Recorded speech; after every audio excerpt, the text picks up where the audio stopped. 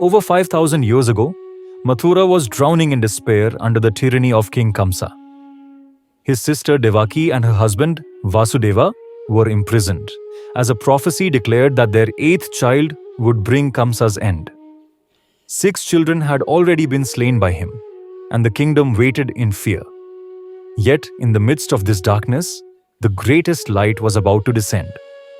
Lord Narayana, the soul of the universe, entered the mind of Vasudeva. Soon after, Devaki carried within her the embodiment of auspiciousness. Her face radiated like the rising moon, though she was a captive in chains. Even Kamsa noticed this glow and trembled in fear, sensing Narayana himself was to be born. The Devas, Brahma, and Mahadeva appeared before Devaki, praising the unborn Lord. They reminded her that she was chosen to bring forth the savior who would end Kamsa's tyranny. The time had come. It was midnight, the auspicious hour of Abhijit. The universe itself celebrated. The sky sparkled with stars, rivers flowed sweetly, flowers bloomed, and celestial music filled the heavens. And then, the divine descended. Devaki gave birth to Narayana, appearing in his resplendent form, with 4 arms holding conch, discus, mace, and lotus. Vasudeva and Devaki were overwhelmed. Krishna reminded them of their devotion across lifetimes, assuring them this was the 3rd time he had been born as their son.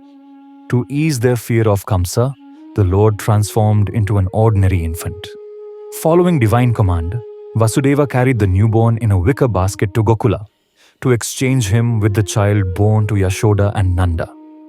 Miracles unfolded. The prison doors opened on their own. Guards fell asleep and chains slipped away. As Vasudeva stepped into the Yamuna on a stormy night, Adishesha, the divine serpent, shielded the baby with his hoods. Even the mighty river parted to give way. At Gokula, Vasudeva gently placed Krishna beside Yashoda, who was in deep slumber, and brought back her baby girl. When Kamsa heard the cries of a newborn, he stormed into the prison. To his surprise, it was a girl. Ignoring Devaki's pleas, he tried to kill the child. But the baby slipped from his hands and rose into the sky as Vishnumaya, the goddess, declaring, "Foolish Kamsa, your destroyer is already born elsewhere." She vanished, leaving Kamsa shaken and terrified. Thus began the divine play of Krishna, the protector of dharma, the destroyer of evil and the eternal guide for mankind.